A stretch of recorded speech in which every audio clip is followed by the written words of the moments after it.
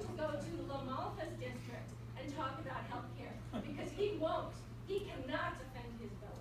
They're doing it in New Talk to York. people Yep, they are. about health care and explain what's going on. Can you do that? I got a phone call from my wife just before, as I drove into town, and she said, "You're going to go to their district." I said, Yes. "Yes, I will." Yes. First of all, thank you so very, very much for your extraordinary generosity and for your goodness. Thank you.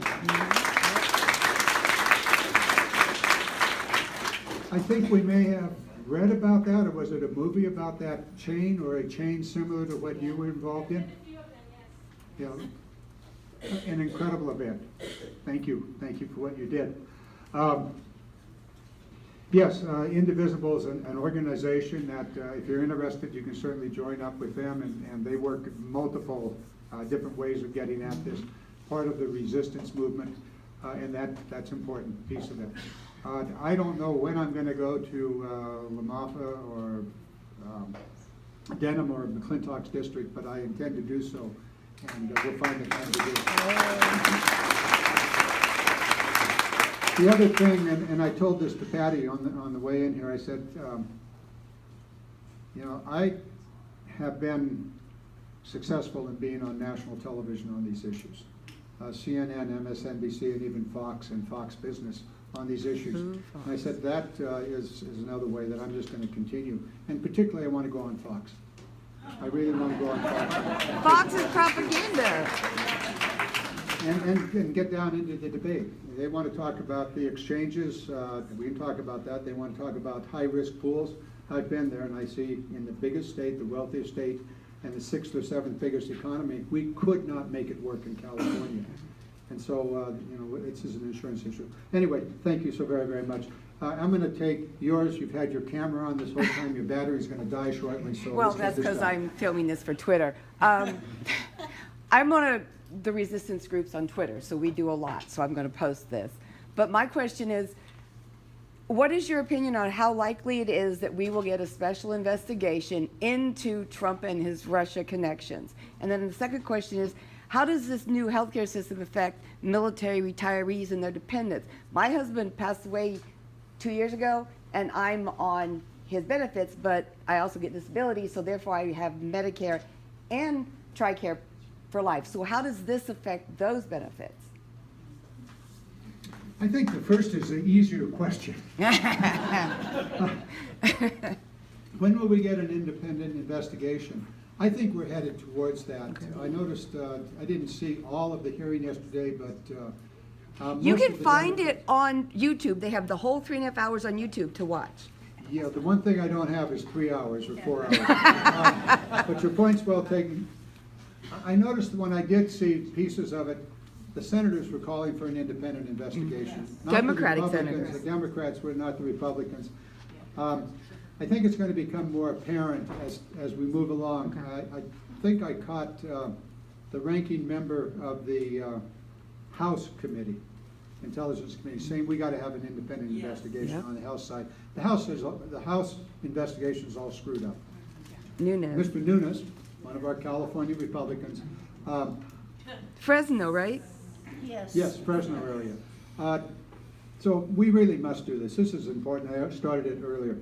With regard to the second question, which was? How does this new health care plan affect Oh, the affect, military those who- retirees and family How many members? of you are military retirees here and veterans? Okay, so third of you. Most of you are probably dual eligible Medicare. You've got TRICARE for life. You may have a disability, so a service-related disability. It gets very, very complex for you individually. And so I want to take this opportunity to introduce my staff around here. I'm going to try to get many of them here. Standing here at the door is my district director, Command Chief Master Sergeant, retired from the U.S. Air Force, John Evalier, retired out of Travis. Our district director, deputy district director, Debbie Gibbs, is around here someplace. I think she may have stepped out or gone on to the next meeting. We have other staff. I wanted my Washington, D.C. staff to come out to spend this week. particularly with these meetings, so they get a feel for what's actually happening out in the district. Betsy is there.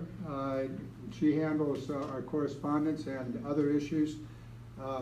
Angel's back here in the back of the room. Angel works out of the Davis office. He does constituent services and representation with a lot of people. Bradley just stepped in front of you, sir, so that I would recognize him. Bradley actually is my expert on health care issues, Medicare, Medi-Cal, the Affordable Care Act, and the like. Jeremy. Jeremy is here. Jeremy is is my military fellow. He's in the military. I'm on the Armed Services Committee, and part of what one of the benefits I have being on that committee is that the Department of Defense assigns to me for my staff work an active duty officer in the United States military, Jeremy, in the Air Force. His particular area of expertise is intelligence. So maybe he can run the committee, the intelligence committee. And I believe, Jeremy, you've been in and out of California in your various tours of service, so thank you for that. Dante over here handles communications out of Washington, D.C., and he's learning about communicating in the district. Gabe does our international work, and now will take over more of the military work, as one of my military fellows has now been left me and is now working at the Department of Defense. I see Eric back there, Eric Olson back there, worked here in the district and now back in Washington doing a variety of policy issues. Emily is my Deputy Chief of Staff. Emily runs all of the issues. Basically focuses on the Make It in America agenda, something we've been working on for years now. How do we grow the American manufacturing sector? We've been working on a very interesting, any of you familiar with Mare Island? Yeah. Used to be a major shipyard, right? Military shipyard, building submarines and other things there. Obviously, it's not there anymore. I'm the ranking member of the Coast Guard Maritime Committee. And so Coast Guard, we know what that's all about. And by the way, the president wanted to take $1 billion out of the Coast Guard to build a wall. And I'm going, wait a minute. Who's taking care of the ocean? The Coast Guard. Stupid.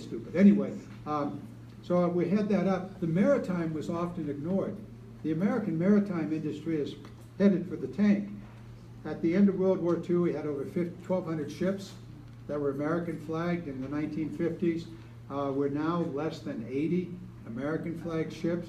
The mariners are aging out, and the ships are aging out too. And so this is a critical part of our national defense. If we got to send men, material, and women overseas, you put it on ships. You put some people in the airplanes, to be sure, but you're not going to send M1 tanks on airplanes, and so you need the ships. And so this is a critical part of it. We've got what we call a whole effort to rebuild the American maritime industry. We have two bills. We call it Energizing the American Maritime, and one of them says that the export of oil, which we now are doing, and the export of natural gas, LNG, which we're now doing, 25% of it has to be on American-built ships with American sailors. And that's going to be well over 100 ships in the next decade if we can get that law in, and we're getting a lot of support on it. Emily heads that up. I think you already had, weren't you standing back there a second ago? Yeah, I got one question about Travis here. Yeah. Is it true the government signed a contract with Boeing to bring KC-46 into Travis Okay. in the near future? I think you. Yeah, let's talk, Something let me about just finish this point, and then I'll come to Travis and some other things, and we're talking healthcare and so forth, but we can cover a lot of subjects. Anyway, this piece of legislation to rebuild the American maritime is also American flagships, American sailors. This is a national defense issue. The export of natural gas and oil is a strategic national asset being exported, and it gives us the opportunity to really do this. Getting a lot of support for this. Hopefully we can get it passed and part of our Make It in America agenda. Thank you for the question on